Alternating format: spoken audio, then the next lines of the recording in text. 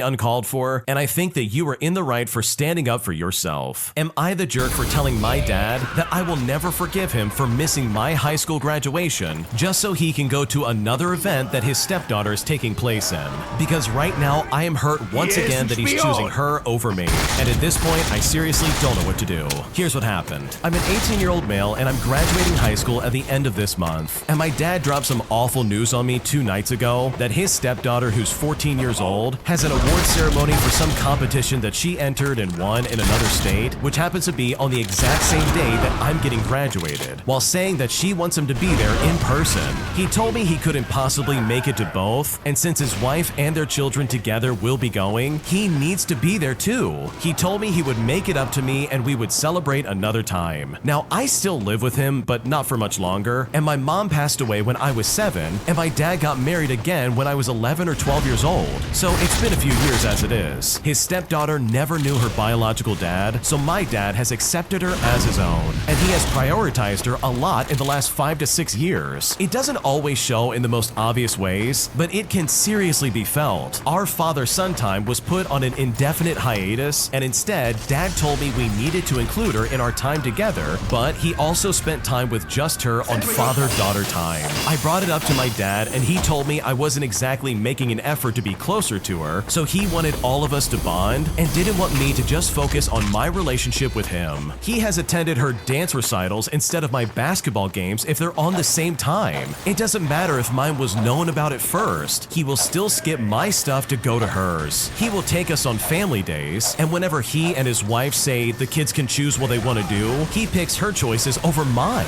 He claims it's because they will be the most fun for everybody, but really, he even says it afterwards. Anything his little princess wants is what she gets. Our refrigerator and our shower broke at the same time, and his stepdaughter's birthday was coming up, so he took money from my birthday fund just to pay for that stuff, and so his stepdaughter would definitely get what she wanted. For reference, she got this Barbie house thing, as well as a whole fashion set, and I'm pretty sure it cost well over $250. He didn't get all the money back by the time my birthday came around, so instead, he gave me a $30 gift card for Steam when he had promised me a new monitor and keyboard for my computer. And by the way, the computer was a gift from my grandparents. Now, when my dad said he wasn't going to be at my graduation, but instead he was going to go and support her, I told him straight up that there is no way he could ever make up for that, and he can absolutely forget about being included in my life going forward. He told me that he would make it up to me, but I told him I will always come second to his little princess, and I am not going to be okay with that. I told him he's discarded me for the last time. Now, my dad begged me to be reasonable, but I just walked away. Then I invited both sets of grandparents to my graduation, who thankfully agreed to come along. His wife told me that I could have come along with them, and that I don't really need to attend the ceremony, but I could instead support my sister. I said that her daughter's not my sister, and I do not want to support their family anymore, because I'm going to be out of their hair really soon.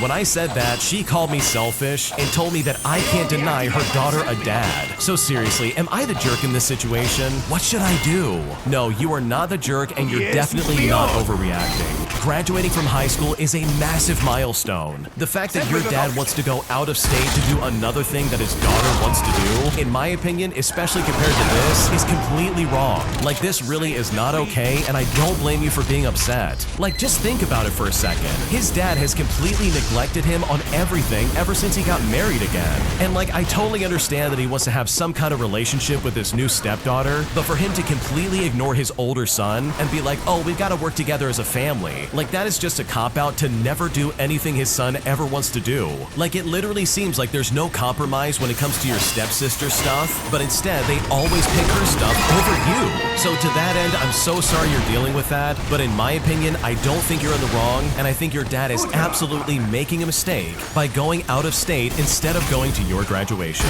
Am I the jerk for not letting my sister and her kids live in my house simply because it would be too many people and we just don't have the room? Because right now, after I said no, my sister is bad-mouthing me online, turning the entire family against me and making my life a living nightmare. And at this point, I don't know what to do.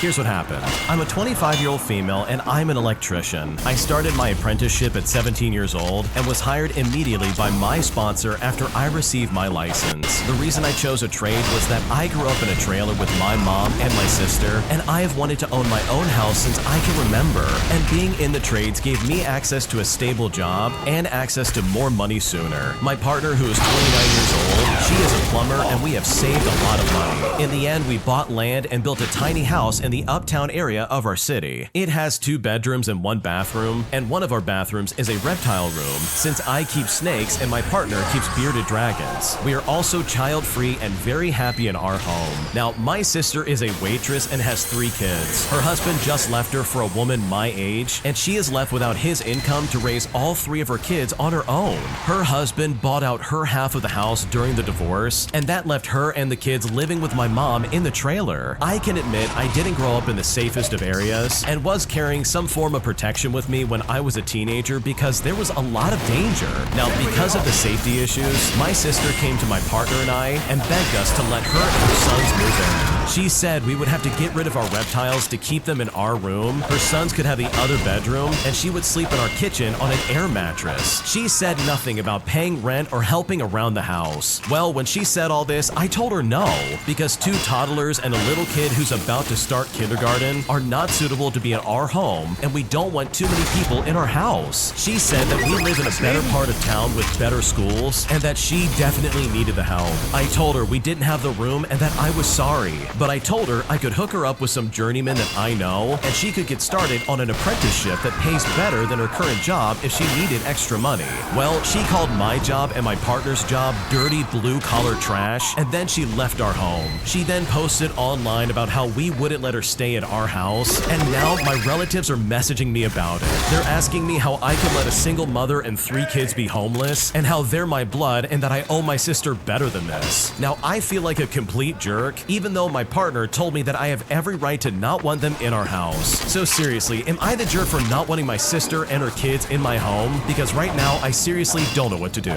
No, I don't think you're the jerk at all. I think you made the best choice for you and your partner, as it doesn't sound like your house is very big in the slightest. Like, she's not only barking orders at you of like moving your lizards and your snakes around, but also being like, oh yeah, my kids will take the other room and I'll sleep in the kitchen on an air mattress. And it's almost like she wasn't asking if she could do that, but rather telling you that this is what's gonna happen. Like, personally, that would have rubbed me the wrong way, but also it doesn't seem like there's any room for that kind of activity. Like, this is a tiny house and then suddenly there's gonna be 4 more people in this house. Like, that's not gonna work in the slightest, and I don't blame you for saying no. Plus, just look at how she reacted when you told her no. She said that you have dirty blue-collar trash jobs, and then makes you the villain when you say no to her demands. That behavior is absolutely unacceptable, and I don't think that you did anything wrong. When you subscribe, make sure to hit the bell to turn on notifications. To finish listening to all the stories, check out the playlist at the top of the description. And if you want some chill music to put on in the background, check out EasyMode.com. If you like Am I the Jerk, subscribe to Am I the Genius. Everything will be linked down below in the description.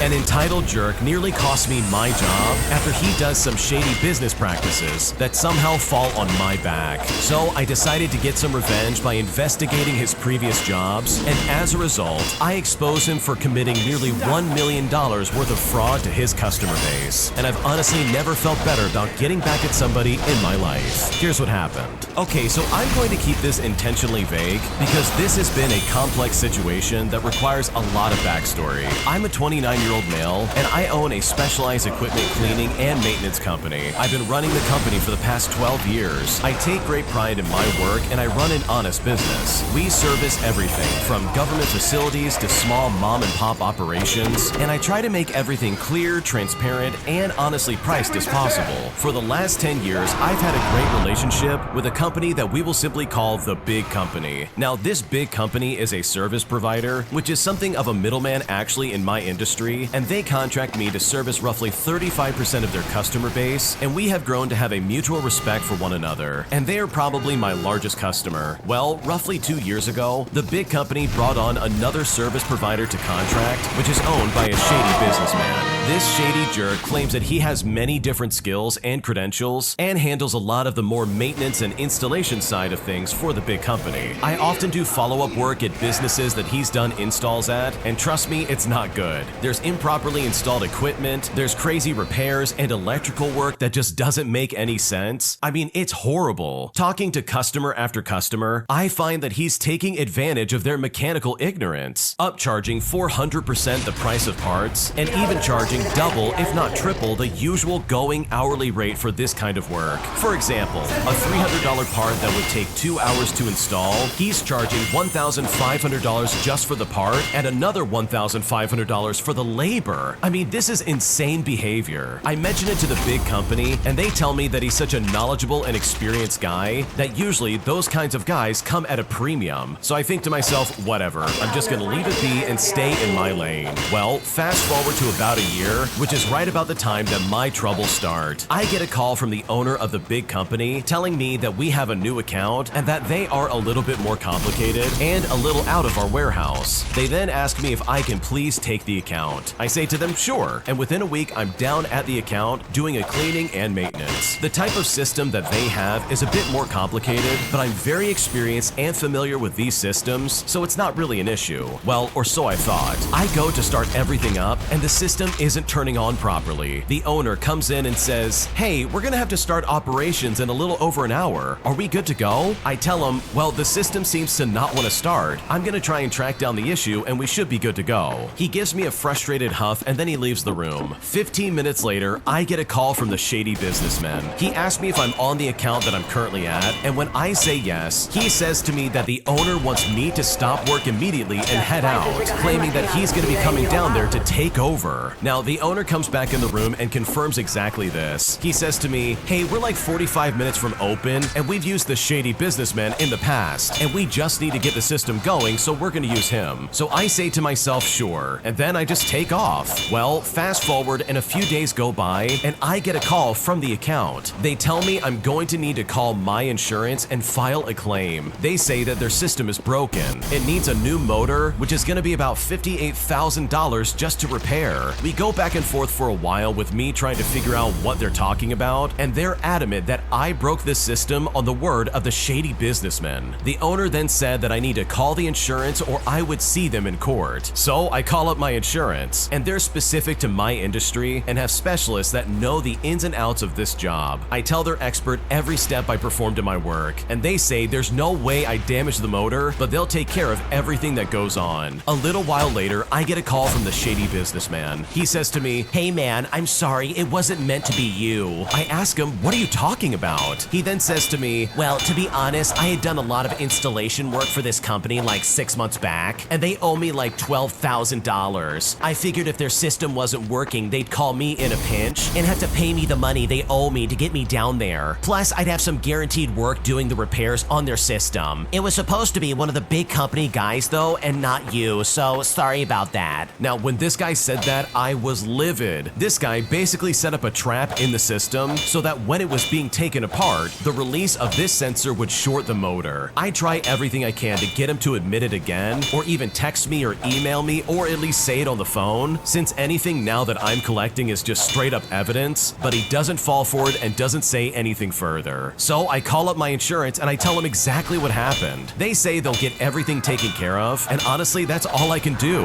I tell the account, which is a pretty small business, and trust me, they're just as livid as I am. See, the thing is, the shady businessman is a smooth talker. He makes up a lot of complicated stuff the customer just doesn't understand, and they just think he's the smartest guy around. So far, he's cost this small business nearly $70,000 in unnecessary work. I then ward off my customer base from this guy and try to get word around in the industry a little bit, but it's also hard to do, especially while seeing some bitter dude without any evidence trying to blame shift.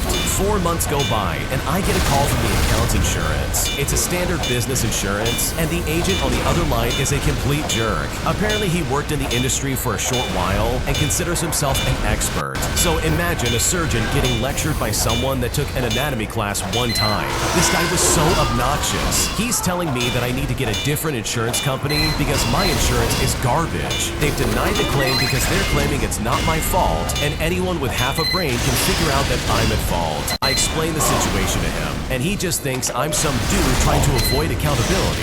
They've paid out $58,000 for repairs on this system, and they want me to pay $1,000 for the customer's deductible, claiming that this is non-negotiable. Either pay up or I will see them in court. Now, at this point, I'm so over this situation, so I just pay the $1,000 and move on. Well, that same day that I'm picking up supplies from a warehouse, I run into the big company's owner and the owner of an even bigger company that I've been trying to pick up as a customer. We get to talking and I tell them about the insurance call I got. I explain the backstory just a little bit more, and their faces both go pale. Apparently, they've both been using this shady businessman, and they've been having all kinds of issues. But he's such a smooth talker that they've never connected it to him. They begin telling me all the issues they've been having at their different locations, and this is everything from electrical problems to some state-of-the-art equipment that was installed by this guy that created a whole slew of problems that, surprise, surprise, only he could fix. Now, at this point, they're curious if I could take over handling his role for them. They want to cut complete ties with him. So I tell them certainly. I've expanded what my business can cover, and we can definitely take over the backlog of work this shady businessman has waiting for him. The next day, they both send me lists of all the work they're waiting on him to do, and one by one, I start putting together quotes for each job. The list they sent me has this shady businessman's existing quote figures on there, and I'm finding that most every quote I'm putting together is half, if not the quarter of the price, and that's being generous to my own wallet. Some jobs include fees for things that sound complicated, but they are just made-up terminology. One job, for example, he has upcharged the equipment cost from $75 for the part all the way up to $600, and he's also charging $1,800 in labor for one man with a 2-hour install, and has added an additional hazard material charge, which is not at all a thing we do for this job, and that charge alone is $1,200. So we're talking a $3,600 total to a little mom and pop brick and mortar, but then I step in and drop the material down to $75, the labor down to $600, and drop the hazmat removal entirely. So they went from $3,600 all the way down to $675 only. Now, we are so specialized that really there's only a few of us in the state, and this mom and pop felt like they had no choice. On another job, this guy was trying to charge $15,000 in labor for something that literally one guy could have done, plus an additional mileage fee of $400, despite the fact that this guy lives 10 miles away. He also put down a material transportation fee which doesn't even exist. Like the 6 parts that he was bringing to this job could have fit inside of my backpack. Overall, for this job that I took over, the shady businessman was trying to charge $20,000 for it, but I ended up only charging $3,000 for it. And this is another small business trying to open a second location, and this guy is being so shady and sketchy with his pricing. He's going to drive them out of business as they're trying to take a leap and open a second location. It's honestly so heartbreaking. All in all, after I priced everything out, he had bid out a little over $1 million in work for himself over the next 6 months that I got down to just over $280,000. And I simply could not believe that this is the way he was pricing things. The new customers that I've inherited have all been so grateful and gotten me connected with even more work in just a short while. And I've easily doubled my business as a result of this over such a short time. On the other end of things, the shady businessman is apparently not doing well. These smaller businesses have some sort of Facebook group that word has been going around to not use him, and has gotten to the bigger businesses and corporations, and now his credentials have been exposed as completely bogus. Businesses that he was doing work for, as well as big household names, are calling me to take over as their local provider, and it really is just the start. So I genuinely hope people start taking legal action against this guy, because taking advantage of businesses often struggling to get help simply because you want some money is incredibly toxic, and this guy absolutely deserves to get shut down.